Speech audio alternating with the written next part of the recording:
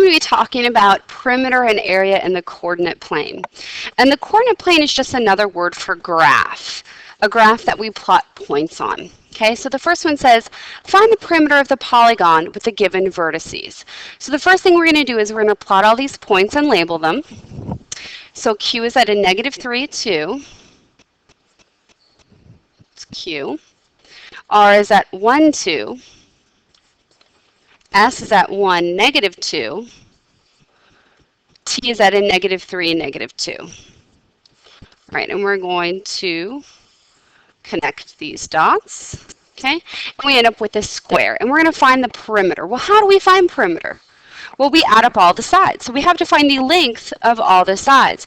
Now, if we have a straight horizontal or a straight vertical line, we can actually count the boxes.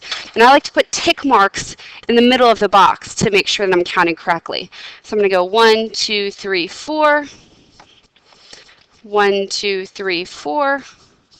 1, 2, 3, 4. 1, 2, 3, 4. So it is in fact a square, not a rectangle. So to find the perimeter, all we have to do is add up all of the sides. So our perimeter for this square is 16 units. All right? Now let's move on. Let's do a triangle. Okay, so we have 3 points, so we're going to have a triangle for this one. And we have x is -1, 3. Y is 3, 0. And z is a -1, -2. We're going to connect those. All right. Now, xz is straight up and down, so we can count the boxes. So it's 1, 2, 3, 4, 5. So we've got that, but we need the other 2 lengths of the other 2 sides to find the perimeter. Now, if we don't have a vertical or horizontal line that's straight, if we have something that's slanted or diagonal, we have to use the distance formula to get the correct length. So the distance formula, we're going to write that down. The square root of x sub 2 minus x sub 1 squared plus y sub 2 minus y sub 1 squared. And let's do xy first. Let's find that length or that distance. So let's find xy. Now to find xy, we're going to label our points, our xy points. So it's x sub 1, y sub 1, x sub 2, y sub 2. And we're going to plug this into the distance formula. So our x sub 2 is 3 minus a -1 squared plus y sub 2, 0 minus 3 squared. And remember, when we have a negative and a negative, it becomes a positive. So 3 plus 1 is 4, and that's a -3 squared. So 4 squared is 16, -3 squared is a 9. So we get the square root of 25, which is 5. So that's a nice even number for us. Okay. And we have one more side to do. Let's do zy.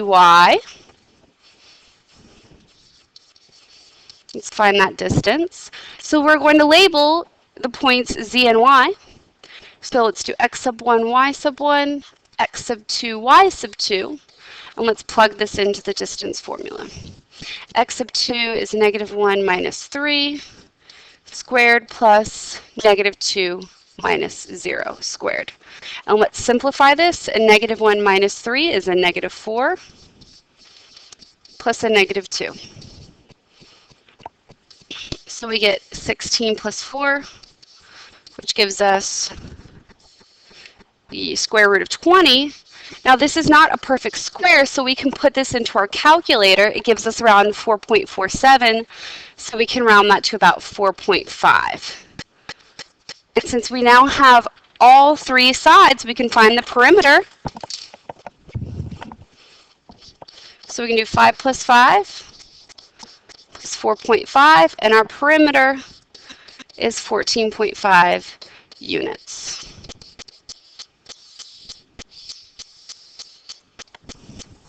All right, so that's 2 examples for perimeter. Let's move on in finding area. And this one says find the area of the polygon with the given vertices. Now since we have 3 points, this is going to be a triangle. So we have to remember what the formula for the area of a triangle is. So the area of a triangle, the formula for that is A equals 1/2 base times height. So we're going to be looking for the base and the height of this triangle. So let's plot these points. J is a -3, 4. K is 4, 4. And L is 3, -3. So we're going to connect those. So we need the base and the height for these. Now, this triangle is kind of turned upside down, so the base for this one is on top. It's straight, vertical line, so we can count the boxes. So that's 1, 2, 3, 4, 5, 6, 7. So our base is 7. And now when we find height on a triangle, we measure it from the very, very top to the very, very bottom. And this is a straight up and down line. So I'm going to start at the very bottom because this is the bottommost point. And I'm going to draw a straight line going to the very, very top. And since it's a straight vertical line, I can count the boxes. Super easy. 1, 2, 3, 4, 5, 6, 7. So our height, which is always straight up and down, it's never a slanted line, is 7. So now we can plug this into our formula. So our area is 1/2 base times height, which was 7 for both. So our area is 1/2 of 49, which is 24.5 units squared. Since we're finding area, it is a units squared for that one. Okay. Now let's take a look at one that is a quadrilateral. So I know it's quadrilateral because it gives me 4 points, and I have to find the area. So let's plot this, plot these points. F is a -2, 3. G is 1, 3. H is 1, -1. And J is a -2, -1. That's J. So let's draw that. And after we draw it, we realize it's a rectangle. And to find the area of a rectangle, that's going to be base times height. So we need to find the base and the height of this rectangle. Well, let's look at the base. 1, 2, 3. And the height is 1, 2, 3, 4. So we can plug this in. So area equals the base, which is 3, times the height, which is 4. So our area for this rectangle is 12 units squared. All right. Now next what I have is a little bit of an algebra review. I'd like to go over some of these steps for each of these problems, okay, just so you can see if you're having some trouble with algebra, you can see how this is worked out. Okay, I'm going to kind of do it over to the side so you can see all the steps.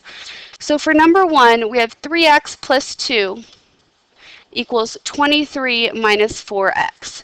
So a lot of students have problems when we have the x on both sides. So I like to show plenty of examples for these. So my advice to you is the first thing you need to do is pick something and move it. It doesn't matter what it is. So I'm going to pick the 2. Okay, so I'm going to subtract it on both sides. So now I have 3x equals 21 minus 4x. And now I want all the x's on one side, so I'm going to move my 4x over. Since it's a negative, I add it. So I now have 7x equals 21, and now I divide by 7, and x equals 3 for number 1. Okay, let's look at another one of these. Let's look at number 2. I'm going to do that in red. And what we have here is a negative 2p minus 9 equals 10p minus 17. Once again, we have variables on both sides.